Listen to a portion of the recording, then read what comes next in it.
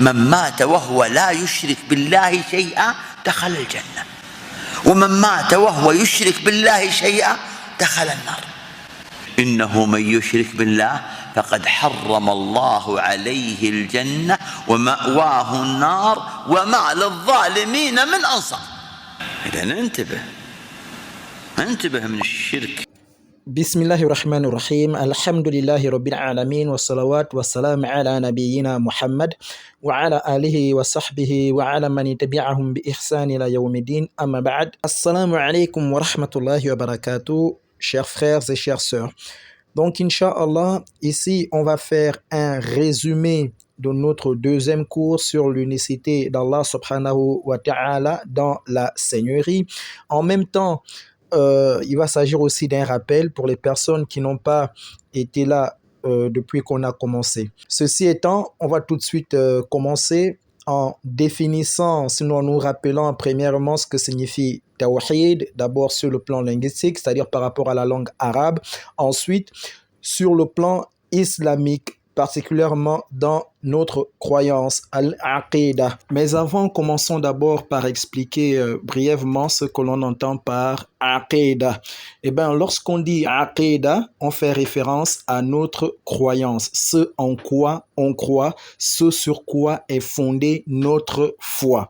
C'est-à-dire la croyance en Allah subhanahu wa ta'ala, croire en son unicité, croire en ses anges, croire au livre qu'il a révélé, croire en ses prophètes du premier au dernier, qui est le prophète Mohammed alayhi salatu wassalam, croire au jour de la résurrection et enfin croire au destin, qu'il soit bon ou mauvais. Voici notre croyance, mais celle-ci ne va pas sans connaissance. D'où le hadith du prophète Mohammed alayhi salatu wassalam sur l'obligation d'apprendre la religion, tel qu'il a dit: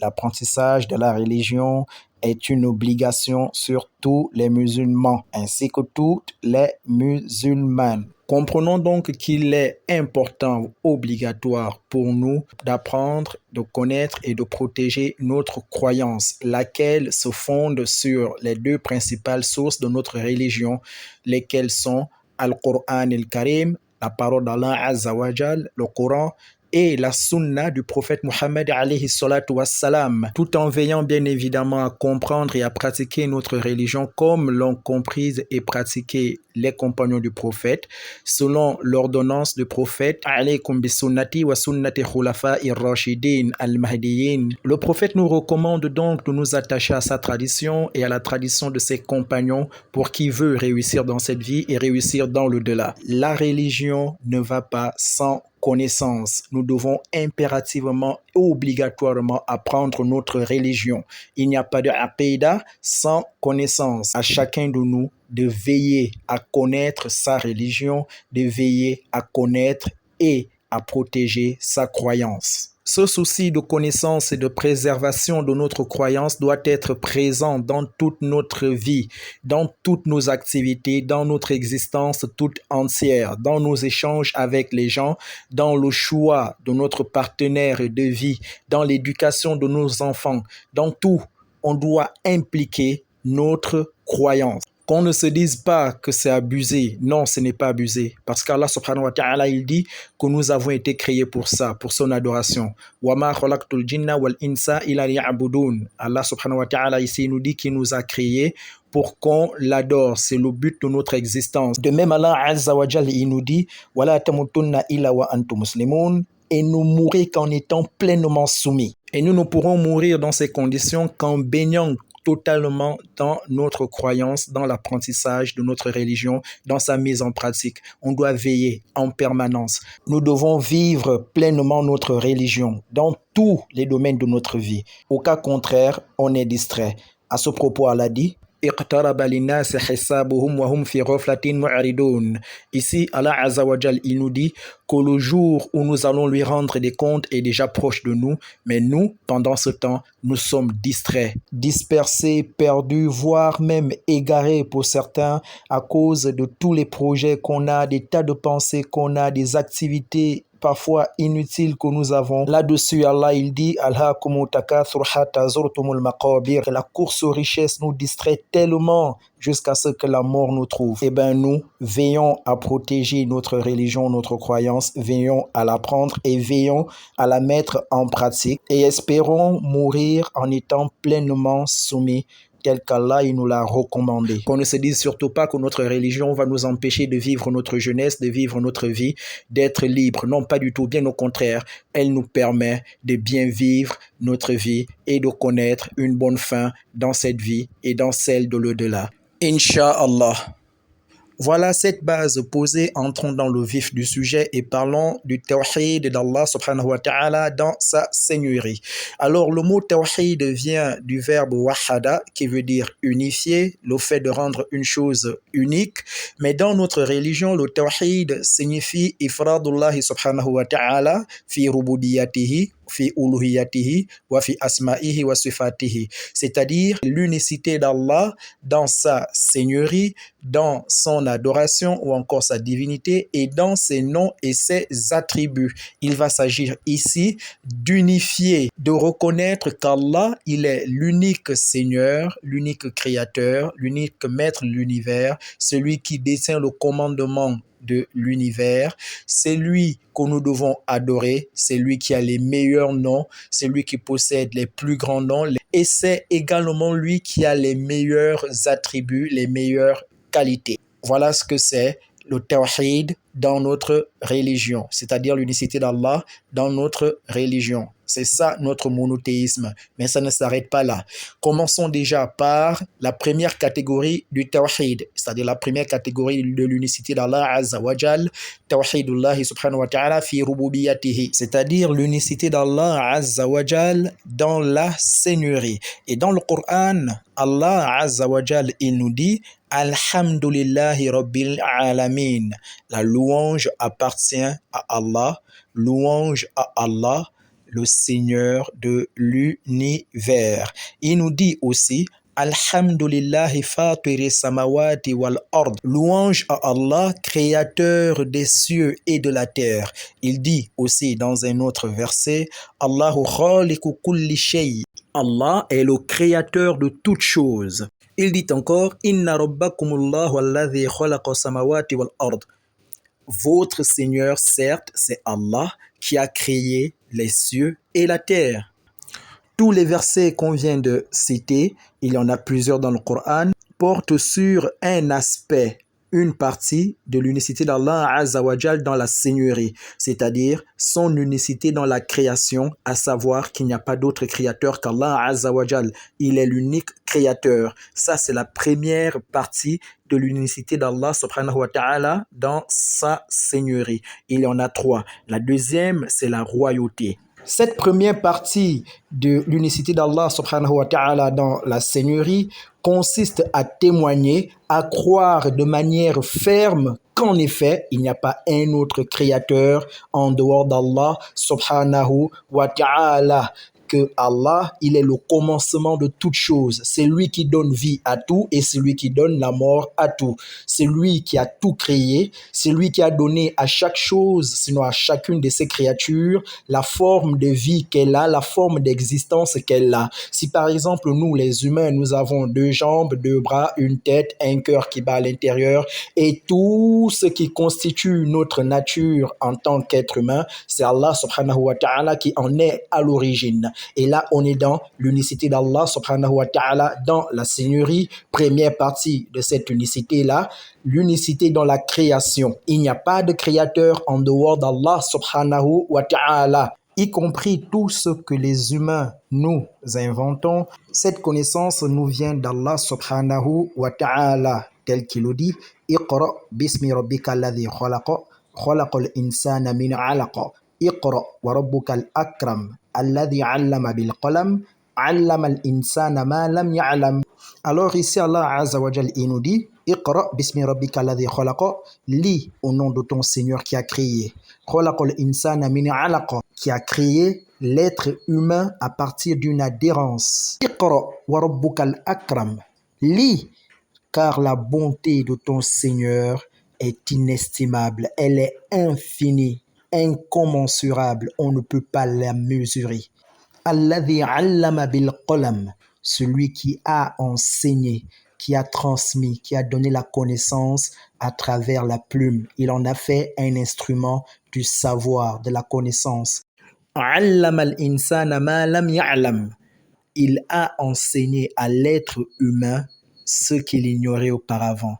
Tout ce que nous connaissons nous vient d'Allah subhanahu wa ta'ala, que ce soit des connaissances religieuses ou des connaissances non religieuses. Tout nous vient d'Allah Azza wa Jal. C'est lui qui nous permet de connaître ces choses-là et c'est lui qui nous transmet cette connaissance-là parce que de même qu'il nous a créés, de même il nous permet d'être en vie, de même il va nous donner la mort au moment venu selon le temps qu'il a fixé à chacun de nous. De même, c'est lui qui nous permet de grandir, de vivre, de marcher, de courir, de nous asseoir, de dormir, de nous réveiller. C'est de la même façon qu'il nous permet de connaître le monde dans lequel nous vivons. De la même façon, c'est lui qui nous permet de connaître son unicité, de connaître son adoration, de connaître qui nous sommes. Voici ce en quoi doit reposer notre croyance en l'unicité d'Allah subhanahu wa ta'ala dans la seigneurie. Deuxième partie, il s'agit de l'unicité d'Allah subhanahu wa ta'ala dans la royauté. Allah Azza wa Jalla nous dit Tabarakalladhi biyadihi al-mulk wa huwa ala kulli shay'in qadir. Tabarakalladhi biyadihi al-mulk. Béni soit celui qui détient la royauté suprême dans ses mains. Wa huwa ala kulli shay'in qadir. Outre le fait de détenir dans ses mains la royauté, c'est également lui qui décide de tout. Il est tout-puissant, il est omnipotent. Allah subhanahu wa ta'ala nous dit encore قل اللهم ملك الملك تؤتي الملك من تشاء وتنزع الملك من تشاء وتعز من تشاء وتذل من تشاء بيدك الخير إنك على كل شيء قدير. Qu'est-ce qu'Allah subhanahu wa ta'ala nous dit ici? قل اللهم ملك الملك تؤتي الملك من تشاء. Ô mon Seigneur, souverain suprême, tu donnes le pouvoir, tu donnes la royauté à qui tu veux. Et tu reprends le pouvoir, et tu enlèves le pouvoir, et tu arraches le pouvoir à qui tu veux. C'est-à-dire que c'est Allah subhanahu wa ta'ala qui élève, c'est lui qui donne le pouvoir à qui bon lui semble. C'est lui qui donne la royauté à qui bon lui semble. Et pareillement, il l'arrache à qui il veut. Ça lui appartient. Tel qu'on a dit, Tabarakalladhi biyadihil mulk. Béni soit celui à qui appartient la royauté. Béni soit celui qui détient dans ses mains la royauté. C'est Allah subhanahu wa ta'ala. Wa tu'izzu man tasha'u wa tudhillu man tasha'. Tu donnes le pouvoir à qui tu veux et tu abaisses, tu humilies qui tu veux. Tel qu'Allah subhanahu wa ta'ala le dit aussi dans une autre sourate, il dit quoi? Man kana yuridu al-'izza falillahi al-'izzatu jami'a. Celui qui veut la puissance, celui qui veut le pouvoir, qui le recherche auprès d'Allah Azza wa Jal, parce que c'est à lui qu'appartient le pouvoir absolu, c'est à lui la puissance absolue, c'est à lui la royauté absolue. Tout ce que l'on veut, qu'on lève tout simplement les mains vers celui à qui ça appartient. Troisième partie de l'unicité d'Allah subhanahu wa ta'ala dans la seigneurie, le tadbir, ad-tadbir, c'est-à-dire le commandement. Et à ce propos, Allah Azza wa Jal nous dit « Qul » من يرزقكم من السماء والأرض أمن يملك السمع والأبصار ومن يخرج الحي من الميت ويخرج الميت من الحي ومن يدبر الأمر فسيقولون الله فقل أفلا تتقون. Avant d'apporter quelques explications de ce verset, abordons d'abord la question du tadbir, à savoir ce qu'est le tadbir dans l'unicité d'Allah Azza wa Jal. Le mot tadbir, que nous pouvons littéralement traduire par commandement, signifie ici que c'est Allah subhanahu wa ta'ala qui détient la gouvernance, le commandement du monde, et ce, sans aucun associé. Yudabbir al-amr, il gouverne le monde il commande tout ce qu'il se passe. Lorsqu'il pleut, c'est Allah Azza wa Jal qui fait descendre la pluie. Nul autre que lui n'en est capable. Le lever du jour ou encore la tombée de la nuit, c'est Allah Azza wa Jal qui en décide. Nul autre que lui ne le peut. C'est lui qui décide de quelle heure le jour va se lever dans tel pays ou tel pays, de quelle heure la nuit va tomber dans tel ou tel pays. Lorsqu'il y a des tremblements de terre, nul autre que lui ne le peut. C'est Allah Azza wa Jal qui est maître de toutes ces choses. C'est lui qui gouverne tout. Le nombre de pas que nous faisons, c'est Allah subhanahu wa ta'ala qui décide de notre vie et de notre mort. Pareillement pour toutes ces créatures, c'est Allah subhanahu wa ta'ala qui détient le commandement de toutes choses. Et dans ça, on ne doit rien lui attribuer. C'est Allah Azza wa Jal qui détient le commandement et la gouvernance de ce qu'il se passe dans le monde visible et le monde invisible. Et ce pouvoir-là, il ne le partage avec personne. Il est unique à gouverner le monde qu'il a créé, unique à décider de ce qu'il se passe dans le monde, de ce que nous allons manger, de ce que nous allons boire. C'est Allah subhanahu wa ta'ala qui détient la gouvernance et la décision de toutes ces choses. Cette explication apportée, maintenant traitons du verset que nous avons cité tout à l'heure, où Allah Azza wa Jal il nous dit « Qul man yarzuqukum minas sama'i wal ard, wa man yamliku as-sam'a wal absar, wa man yukhrijul hayya minal mayyiti wa yukhrijul mayyita minal hayy. وَمَنْ يُدَبِّرُ الْأَمْرَ فَسَيَقُولُونَ اللَّهُ فَقُلْ أَفَلَا تَتَّقُونَ » Dans ce verset, Allah Azza wa Jal nous demande d'interroger les mushrikoun, c'est-à-dire les associateurs, les polythéistes, de leur demander qui du ciel et la terre leur donne leur subsistance, qui les nourrit. Ce dont on se nourrit, ça nous vient de qui? D'Allah Azza wa Jal. De quoi se nourrit-on? Des plantes, des animaux, des poissons. Mais qui est le créateur de toutes ces choses? Et qui est notre créateur à nous-mêmes? Et qui nous permet de nous nourrir de ces choses-là? C'est Allah Azza wa Jal. C'est Allah subhanahu wa ta'ala. Aman yamliku sam'a wal absar. Allah Azza wa Jal nous demande qui détient lui et la vue. Le fait qu'on entende là, les oreilles que l'on a, mais qui nous les a donnés, qui nous permet d'entendre, qui nous permet de voir? Est-ce que ça relève de nos capacités? Le fait d'entendre, le fait de voir, ça relève de nos capacités. On a le pouvoir de créer ça, nous? On n'a pas ce pouvoir-là. C'est pour Allah Azza wa Jal. Alors ne soyons pas ingrats en ne respectant pas le droit d'Allah subhanahu wa ta'ala sur nous. Si Allah Azza wa Jal nous dit وَمَا خَلَقْتُ الْجِنَّ وَالْإِنسَ إِلَّا لِيَعْبُدُونَ, c'est-à-dire qu'il nous a créés pour son adoration. Alors on doit l'adorer et être reconnaissant des bienfaits qu'il nous a accordés, parmi lesquels le fait d'entendre, le fait de voir et de nous nourrir avec ce qu'Allah Azza wa Jal nous donne chaque jour. C'est-à-dire qu'on vit complètement dans la ni'ma, dans les bienfaits d'Allah subhanahu wa ta'ala. Voici pourquoi Allah subhanahu wa ta'ala dans un de ces versets, il nous dit يا أيها الناس اذكروا نعمة الله عليكم هل من خالق غير الله يرزقكم من السماء والأرض. Allah subhanahu wa ta'ala ici nous dit ô vous les humains, ô vous les gens, c'est-à-dire nous, souvenez-vous des bienfaits d'Allah sur vous. Est-ce que vous avez un autre créateur, un autre Seigneur qui du ciel vous fait descendre, vous donne votre subsistance? Eh bien, la vérité, c'est qu'on n'en a pas en dehors d'Allah Azza wa Jal. Alors, soumettons-nous, faisons des efforts.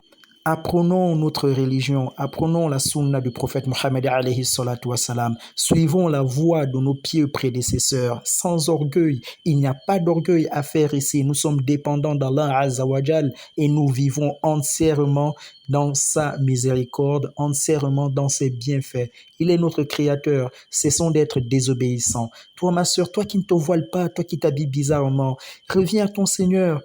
Allah nous a créés faibles, il sait que nous sommes des gens faibles, mais répentons-nous, ne soyons pas désobéissants et ne nous enfonçons pas dans la désobéissance. Toi, mon frère, toi qui es distrait, qui ne veux pas apprendre ta religion, bats-toi, bouscule-toi, fais-toi violence, apprends ta religion et fais l'effort de mettre ta religion en pratique. Vivons l'islam, reflétons l'islam, investissons-nous, faisons le maximum d'efforts pour comprendre notre religion dont la base est la croyance en l'unicité d'Allah Azza wa Jal.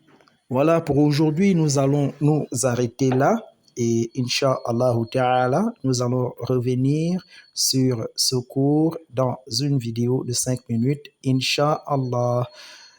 Ceci dit, veuillez m'excuser pour les erreurs que j'ai eu à faire et surtout n'oubliez pas, si vous en constatez, faites-moi signe à travers nos différents contacts. Barakallahu fikum, subhanaka Allahumma bihamdik, wa ashhadu an la ilaha illa ant, nastaghfiruka wa natubu ilayk, wassalamu alaikum wa rahmatullahi wa barakatuh.